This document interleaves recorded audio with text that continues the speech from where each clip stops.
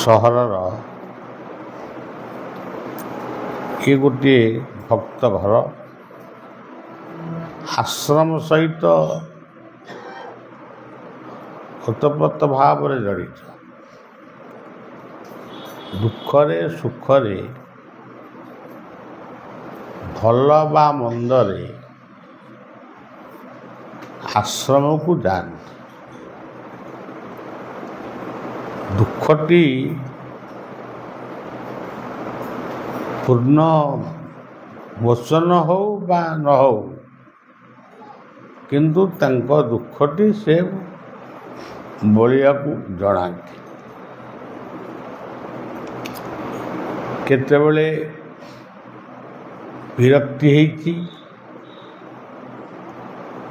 ଆଉ କେତେବେଳେ ସ୍ନେହରେ ବିଦା କରିଛି, ସବୁକୁ ଜଣେ ଗ୍ରହଣ କରି ସବୁବେଳେ ଗୋଟେ ନିବେଦନ କରେ। ବାବା ପଟ୍ଟାମୁଣ୍ଡେଇ ଯେତେବେଳେ ଯିବେ, ଯେତେବେଳେ ନୁହେଁ, ପଟ୍ଟାମୁଣ୍ଡେଇ ଟିକେ ମୋ ଘରକୁ ଟିକେ ଘରେ ଯାଇକି ବସିବେ। ଏ କଥା ବୋଧେ 10-12 ବର୍ଷ ତଳର କଥା। ବଳିଆ ତ ବିଶେଷ କାହା ଘରକୁ ଯିବା, କେଉଁଠି ରହିବା, ଏଗୁଡ଼ାକ ମୋତେ ଟିକେ ଅଡ଼ୁଆ ଲାଗେ। କିନ୍ତୁ ତା କଥାଟାକୁ ମନ ଭିତରେ ମୁଁ ରଖିଥିଲି। ଭାବିଥିଲି ଯେବେ ପଟ୍ଟାମୁଣ୍ଡେଇ ଅଞ୍ଚଳରେ କାର୍ଯ୍ୟକ୍ରମ ହେବ, ସେବେ ତା ଘରକୁ ନିଶ୍ଚୟ ଟିକେ ଯିବି। ସେ ଯିବି ଯେ 5 ମିନିଟ୍ କି 7 ମିନିଟ୍ ଯିବି, କିନ୍ତୁ ଏଭଳି ଏମନ ଭାବୁଥାଇ ଯାହା, କାଳେ ପ୍ରାପତ ହୁଏ ତାହା। ପୁଣି ଏଭଳି ଗୋଟେ ସମୟ ଆସିଲା, ଆମେ ଗୋଟାଏ ରାତି ରହିକିରି ପୁଣି ଦିନରେ ବି ରହିଛୁ।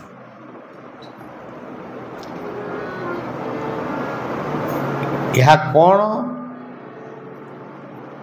ଜୀବନରେ ଯଦି ଆସଇ ସୁଯୋଗ ହରାଅ ନା ବାବୁ, ସେଇ ସୌଭାଗ୍ୟ। ସୁଯୋଗ ହାରିଲେ ଆସଇ ଦୁର୍ଯୋଗ, ସୁଯୋଗ ସୌଭାଗ୍ୟ ହୋଇଯାଏ ଭାଗ। କାଲି ଆମେ ଖଦାଳ ସାହି କାର୍ଯ୍ୟକ୍ରମକୁ ଆସୁଥିଲୁ, ହଠାତ୍ ଦେଖିଲି ଆକାଶରେ ମେଘ। ସାଙ୍ଗେ ସାଙ୍ଗେ ମୋର ମନୋବୃତ୍ତିଟା ଟିକେ ପରିବର୍ତ୍ତନ ହେଇଗଲା। ଇଏ ମେଘରେ କୁଆଡ଼େ ଯିବା? ଯଦି ଯିବା, ଲୋକ ଗୁଡ଼ାକ ହଇରାଣ ହେବେ, ଓଦାପଟା ହେବେ। ଗାଁ ଗାଉଁଲି ଲୋକ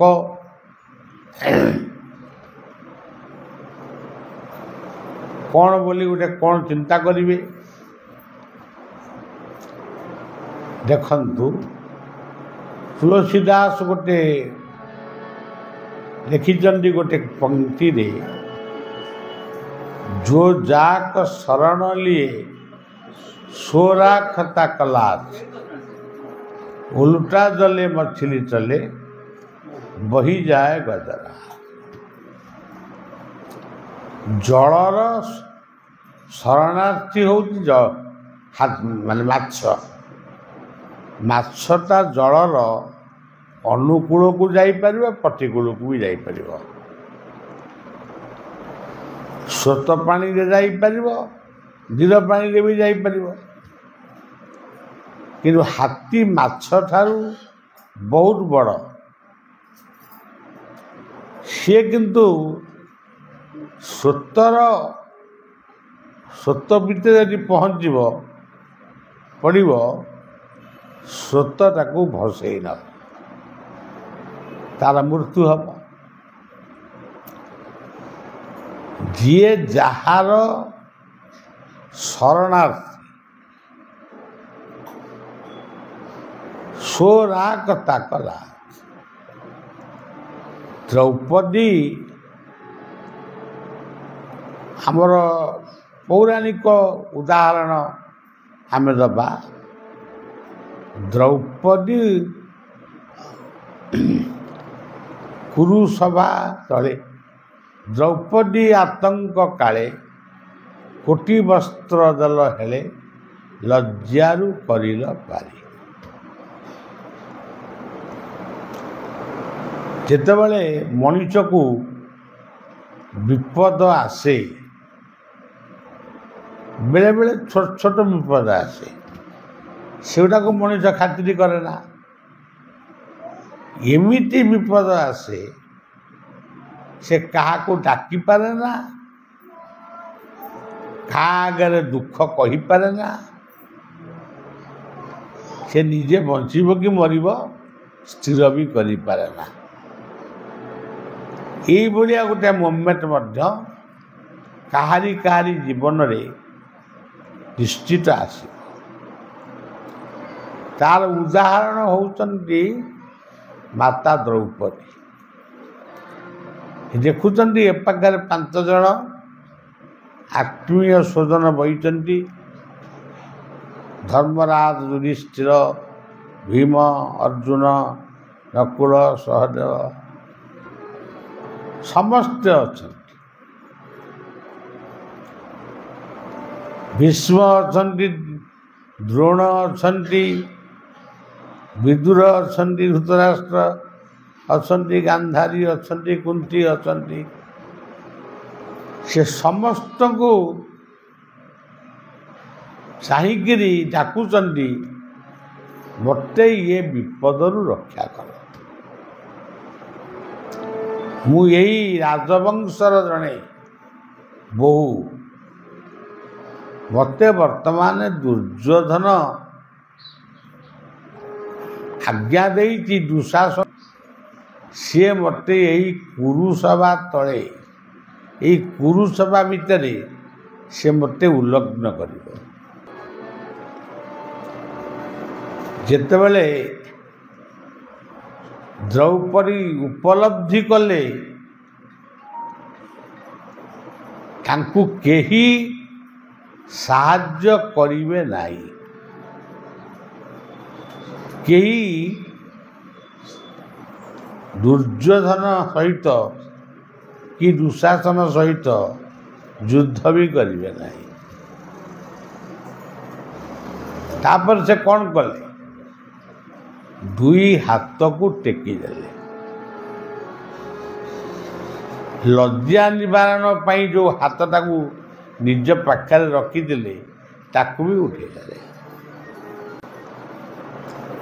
ସେ କେବଳ ଭଗବାନ କୃଷ୍ଣଙ୍କୁ ଲକ୍ଷ୍ୟ କରି ଗୋଟେ ଗୀତ ଗାଇଲେ, ମାନେ ଗୋଟେ ପଦ କହିଲେ, ରଖିଲେ ରଖ ଜଗନ୍ନାଥ ଆଉ ନାହିଁ ରଘୁଟା, ତୁମ୍ଭେ ନ ରଖିଲେ ପ୍ରଭୁରେ ଶୁଣି ହୁଆ ଅଚିନ୍ତା,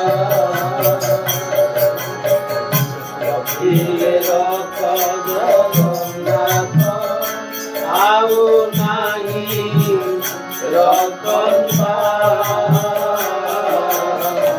ତୁମ୍ଭେ ନ ରଖିଲେ ପ୍ରଭୁରେ ଶୁଣି ହୁଆ ଅଚିନ୍ତା।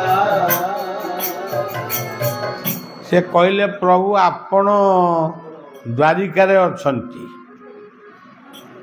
କିନ୍ତୁ ଆପଣ ମୋ ଡାକ ଶୁଭିବ କି ନାହିଁ ଆପଣଙ୍କୁ? କିନ୍ତୁ କାଲି ସକାଳେ ଯେତେବେଳେ ଆପଣ ଶୁଣିବେ ଦ୍ରୌପଦୀର ଇଜ୍ଜତ ମହତ ନଷ୍ଟ ହେଇଛି,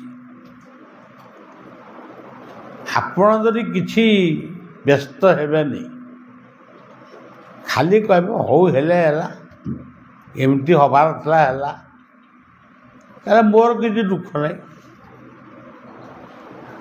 ଯଦି ଆପଣଙ୍କ ମନରେ ଦୁଃଖ ହେବ ତାହେଲେ ମୋତେ ରକ୍ଷା କରନ୍ତୁ।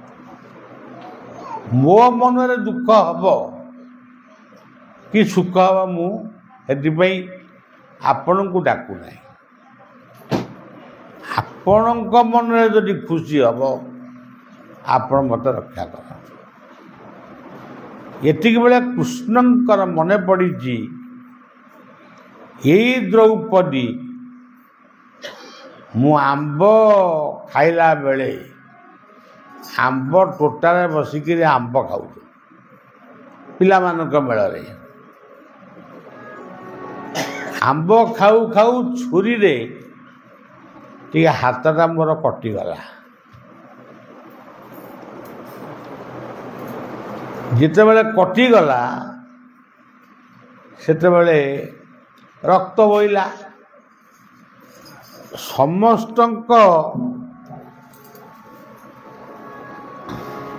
ସମସ୍ତେ ବ୍ୟାକୁଳ ହେଲେ। କୃଷ୍ଣଙ୍କ ହାତରୁ ରକ୍ତ ବହୁଛି, ସମସ୍ତେ ବ୍ୟସ୍ତ ହୋଇପଡ଼ିଲେ। ସବୁ ଘରକୁ ଦୌଡ଼ିଲେ କନା ଆଣିବେ ବୋଲି, ଟଙ୍କା ହାତରେ ବାନ୍ଧିବେ, ତୁଳା ଆଣିବେ କି କନା ଆଣିବେ, ଯାହା ଗୋଟେ ଆଣିବେ। କିନ୍ତୁ ନିକଟରେ ଥିବା ଦ୍ରୌପଦୀ ସେ ଯେଉଁ ବସ୍ତ୍ର ପିନ୍ଧିଥିଲେ ସେ ବସ୍ତ୍ରକୁ ଚିରି ଦେଲେ। ଚିରି ଦେଇ କୃଷ୍ଣଙ୍କର ହାତରେ ବାନ୍ଧିଦେଲେ। ସେମାନେ ସବୁ ଆସିକିରି କନା ତୁଳା ସବୁ ନେଇକିରି ଆସି ଅନେଇଲେ ଯେ କୃଷ୍ଣଙ୍କର ଆଉ ରକ୍ତ ବହୁନି। ସେଇଠି କୃଷ୍ଣ ମନେ ମନେ ନୁହଁ ପରିଷ୍କାର କହିଥିଲେ, ଦ୍ରୌପଦୀ ତୁମେ ମୋତେ ଯେଉଁ ବିପଦରୁ ସାହାଯ୍ୟ କରିଛ ଏଇଟା ମୋ ଉପରେ ତମେ ଋଣ ଲଗେଇଲ। ସମୟ ଆସିଲେ ମୁଁ ଏଇ ଋଣଟାକୁ ସୁଝିବି। ଆଉ ସେଇ କଥାକୁ ମନେ ପକେଇ ପୁଣି କହିଲେ, ତୁମେ ଯେବେ କୃପା କରିବ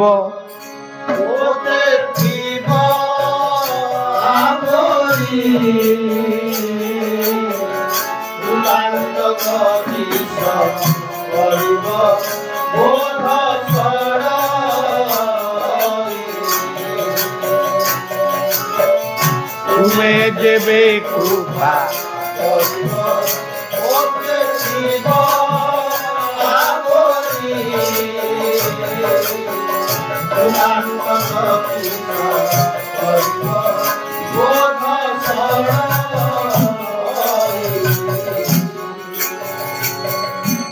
ଏତିକି କହିବା ପରେ ଦ୍ରୌପଦୀ ହାତକୁ ଟେକି ଦେଲେ। ମୁଁ ତ ଆଉ ଲୁଗାକୁ ସମ୍ଭାଳି ପାରିବିନି, ଆଉ ହାତଟାକୁ କାହିଁ ପକେଇବି। ଯେ ଦୁଇ ହାତକୁ ଟେକି ଦେଇ ରଖିଲେ ରଖ ଜଗନ୍ନା ଆଉ ନାହିଁ ରଖନ୍ତା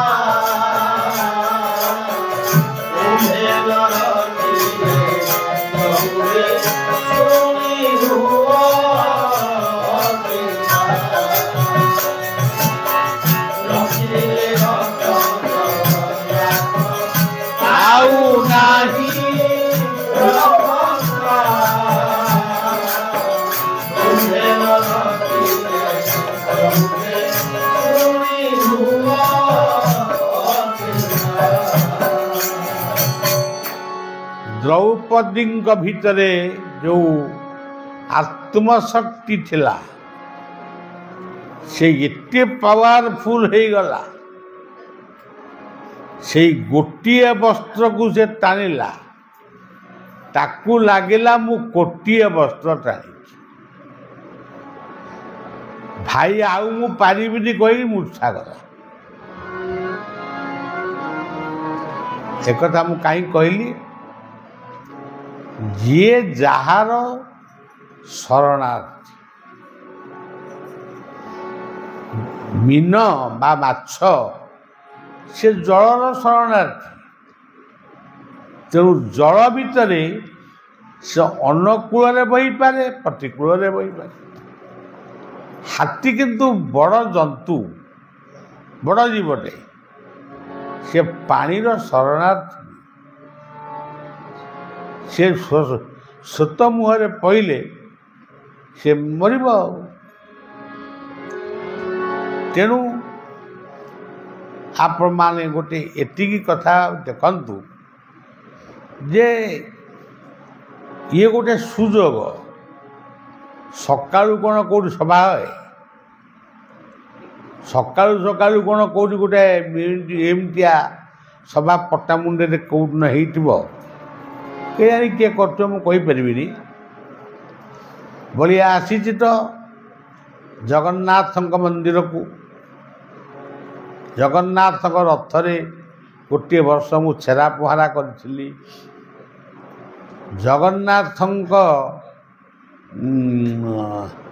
जगन्नाथ पाखक आसबि जगन्नाथ विषय कहबी सी कहते घरे मठू गले कहते आम शुणुचु केवल मठारे खाली कहते तमें खाली कह आम खाली शुणु आधे कौन जावासिया हम मत ये गृहर कर्ता डाकिले आसियापाई व्यवस्था कले तापर आम आईलु आउ थे मझे टी आसी जगन्नाथ दर्शन करते आज्ञा आप आसबे से निज जगार बसिक आसवे तेणु जगन्नाथंकर से सुजोग जदि आपण माने नबाकू चाहिए जगन्नाथ निश्चित से सुजोग देवे से एमिति एक ठाकुर गोटे निम्ब काठर से तैयारी किंतु से प्रकृत जीवंत तार लीला मध्य जीवंत आम सब अनुभव कर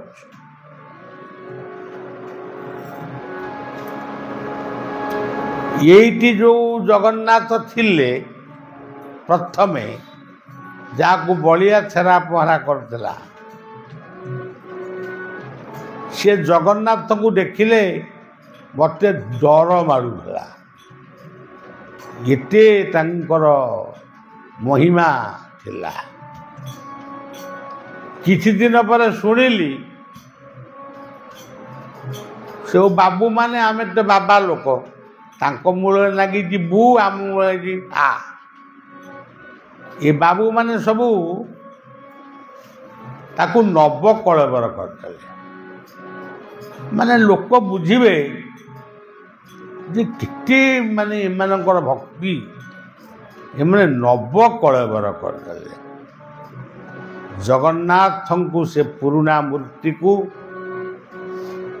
समाधि दे गोटे नुआ मूर्ति कले एवं जो बलिया आर वर्ष ना कौन आईला 10-15 मिनट में मुझे देखिली से मूर्ति आई ना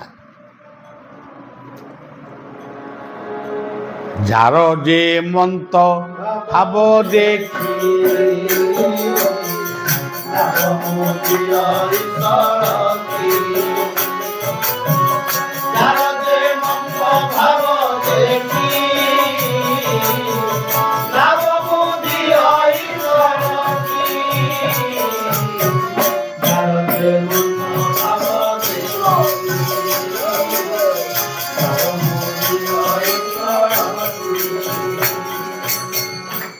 बाबू जार जमिति भाव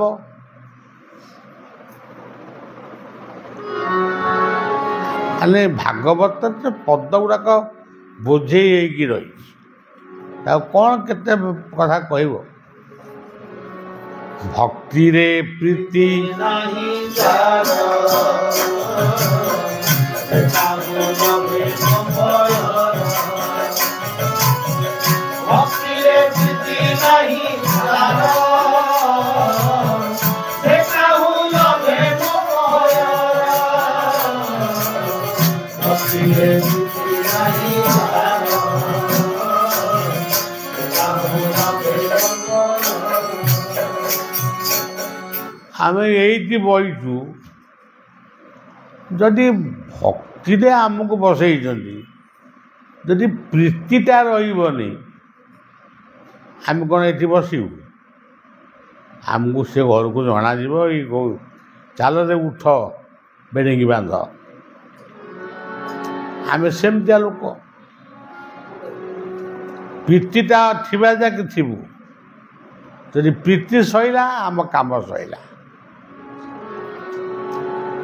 बाया बाबा मोर मानस गुरु श्री ठाकुर बाया बाबा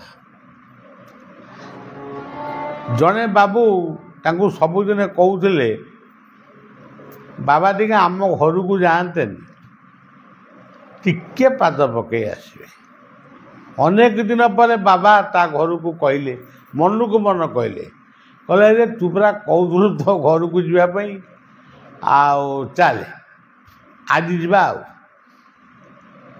सी कृत्य कृत्य है चाह जलिया व्यवस्था टी कला बाया बसिले समस्ते चाह पीले जलिया खाइले सब खाइले नाम चली बाया गोटे खट पकई देती खट उपर शोइले आ बाया गले गोटाए राति गला रात पुणी चाउल डाली तरकारी ये करी गोटे महोत्सव है तापर बाबा सका उठले पुणी जलिया टे खाइबे से बेलू सी धार आणिकी सब आग कर पैसा सरीगला तापरे बाया कहले कहले शुणु आयु कहलु यही नाम यज्ञ हम 24 प्रहर तू जाइकिरी ये 5 खंडी मौजा को निमंत्रण करिकी आ समस्त कहबू आज राति समस्ते प्रसाद पाइबा आसवे ये खाली थरू थाए पड़ी बाबा गुरुदेवंकर कथा को मानी 5 खंडी मौजा कि 10 खंडी मौजा निमंत्रण कला आपण आज आम घरे प्रसाद पाइबे सी शुरू कहले हाँ भल है बाया आजिकल सीना बहुत बाबाजी हो गले जी मैंने बाबाजी खाली पल हो गले किए को बाबाजी पाक किए केत जाऊँगी किए क्या चिन्हु ना जानू सी देखु यही पटामुंडी राजकनिकार पुओ से यही अंचल से जड़े ओडिशार सर्वश्रेष्ठ ठाकुर अभिराम परे रामाचार्य बाबा बाया ये रात्रि आसिक पहुँचला कहले कहलु ना हाँ मुझे कही आ जा चुली खोल चुली खोलला ठंडा बसा पानी पूरा आकु सब देखिकी स्त्री भौणी भाई पड़ोसी ये सब थरुचन ये कौन ये किलिला लगी ये किछि नहीं घरे किले चाउल भी नहीं 4टा बेल सुधा एते चाउल आसिक पहुँचला एते कदली एते मुग आमर पिला दिनर खाद्य से आजिकल तो पनीर ये अमुकरी माने केरे ना सब कही दौरान इंग्राजी रे कौन कर मसरूण कर पनीर कर अरे सेड़ा कौ दिन सब कर शिखिल तुम ଚକୁଳି ପିଠା ଆସୁନି, କେକ୍ ଆଣିକି ଦେଉଛନ୍ତି। ଏତେ ଚାଉଳ ଡାଲି ପନିପରିବା ଗଦା ହେଲା, ରୋଷେଇ ଚାଲିଲା। କୀର୍ତ୍ତନିଆ ମାନେ ବି ମାନେ ଏତେ କୀର୍ତ୍ତନିଆ ଆଇଲେ ଯେ ଗଲେ ରାତି 1ଟା ପର୍ଯ୍ୟନ୍ତ 2ଟା ପର୍ଯ୍ୟନ୍ତ କୀର୍ତ୍ତନ ଚାଲିଲା। ତା ପରଦିନ ବି ଚାଲିଲା, ତା ପରଦିନ ବି ଚାଲିଲା। 3 ଦିନ ଧରି ଯେତେ ଲୋକ ଆସିଲେ ସମସ୍ତେ ଖାଇଲେ ପିଇଲେ ଗଲେ। 3 ଦିନ ଯେଉଁଦିନ 24 ପହର ସରିଗଲା, ବାୟା କହିଲେ ଆଉ ଯିବା, ଆଉ ସରିଲା, ଆଉ ଆଜିକ ମହୋତ୍ସବଟା କରିଦିଅ। ମହୋତ୍ସବଟା ବି ହେଲା। ସେଥିରେ କହିଲେ ରେ ତାକୁ ଡାକେ, ବାୟା ଯିବ। ମୁଁ ଯାଉଛି ରେ, ବାୟା ଯାଉଛି। ସେ ହାତ ଯୋଡ଼ିକିରି କହିଲା, ପ୍ରଭୁ ଆଉ ଗୋଟିଏ ଦିନ ରହନ୍ତୁ। ଆଉ ଗୋଟିଏ ଦିନ ରହିବି କାହିଁ? ତୁ କହିଥିଲୁ ଟିକିଏ ନାକରୁ ଆସିବା ପାଇଁ, ମୁଁ ଆସିକି ଏତେ ସମୟ ରହିଲେଣି। ତୁ କହୁଛୁ ଆଉ ଗୋଟିଏ ଦିନ ରହିବି। କାହିଁକି ରହିବି? ନାଇଁ, ଚାଉଳ ଫାଉଳ ଗୁଡ଼ାକ ଗଦା ହେଇଛି, ତାକୁ କିଏ ଖାଇବ? ନା ତୁ ଖାଇବୁ, ତୋ ପରିବାର ଖାଇବେ। ତୁ ଯଦି ଇଚ୍ଛା ହେବ କାହାକୁ ବାଣ୍ଟି ଦେବୁ। ବାୟା ଆଉ ରହିବନି। ହିତାଇ ଗୌର ହରିବୋଲ କହି ବାୟା ଉଠିଲେ ଗଲେ। ଆଉ ତେଣୁ ମୋର ଭକତ ମୋର ମିତ୍ର, ମୋର ଭକତ ମୋର ମିତ୍ର, ସେ କରେ ଜଗତ ପବିତ୍ର। ମୋର ଭକତ ମୋର ମିତ୍ର, ସେ କରେ ଜଗତ ପବିତ୍ର।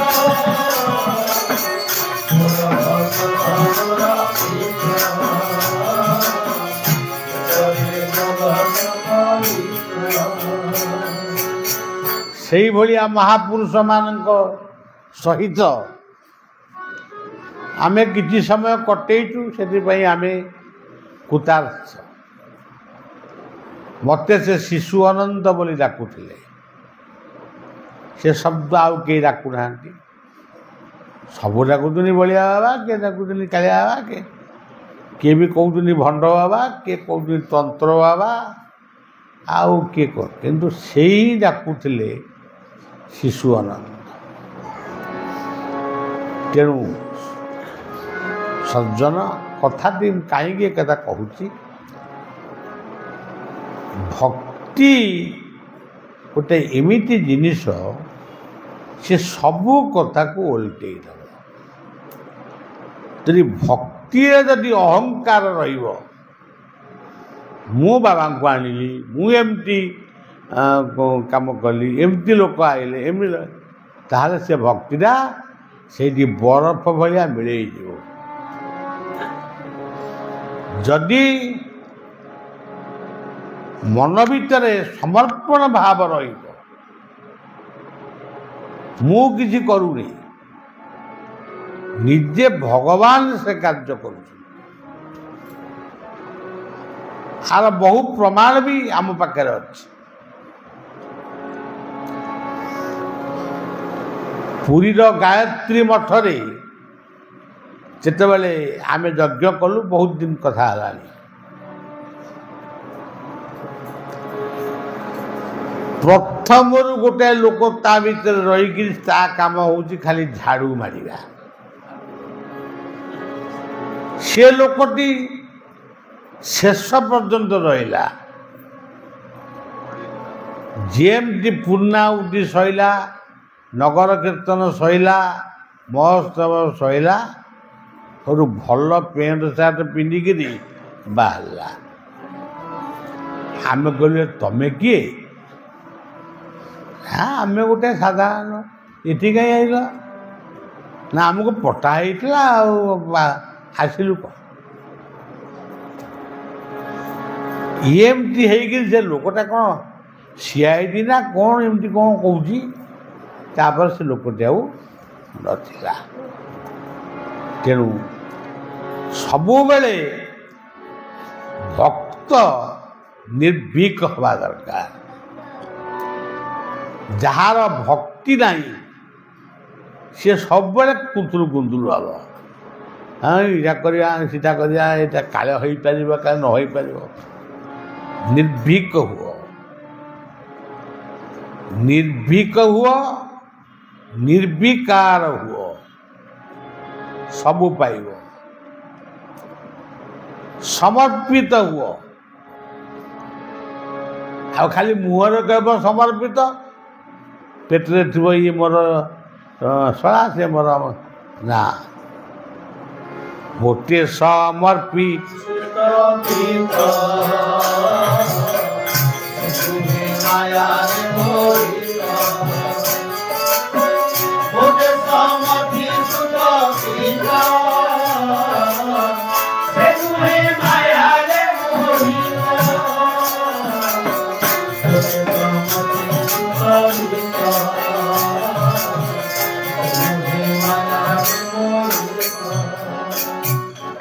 काली आपण माने आश्चर्य हेबे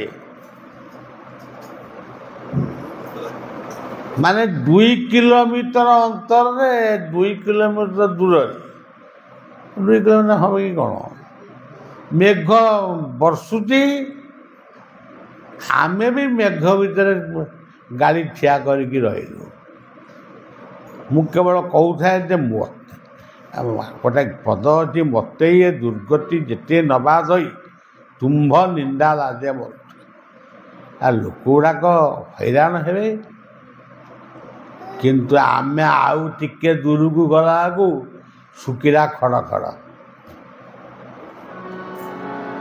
ताकू किए कला आपण कहे बाबा कले किंतु बाबा कहते से जो लोकमानंकर जो अटूट विश्वास समर्पण भाव बलिया आसीबो एटी कीर्तन हम से भावटाकू भावग्राही ग्रहण करी तांको लज्जा रक्षा कले एठिकी आईली मत कहते 5 मिनट पे आसे कई मिनट है देखिल आउ कई मिनट बाद टैक्स पकड़ा 5 मिनट आई 100-200 टका मत दे था जदि मु 5 घंटा रही ताले गोटे कौन आ 500 टका तो आजिकल चलूनी प्रति मिनिट की 500 टका दौचे तेणु सबु बेले मन रखिए सज्जन शरण निय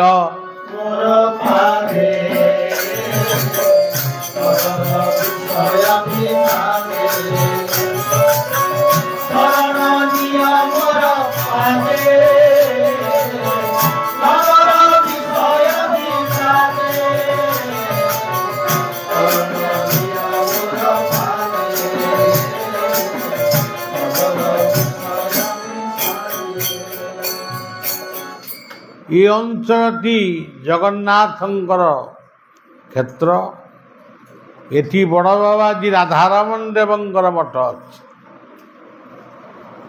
बड़ बाबाजी राधारमण देव होउछन्ति बायांकर अजागुरु बायांक गुरु बाबाजी रामदास तांको गुरु होउछन्ति राधारमण तांको मठ एटी अच्छे एवं एटी महिमा विमंडित शिव अच्छा मुझे शिव को दर्शन कर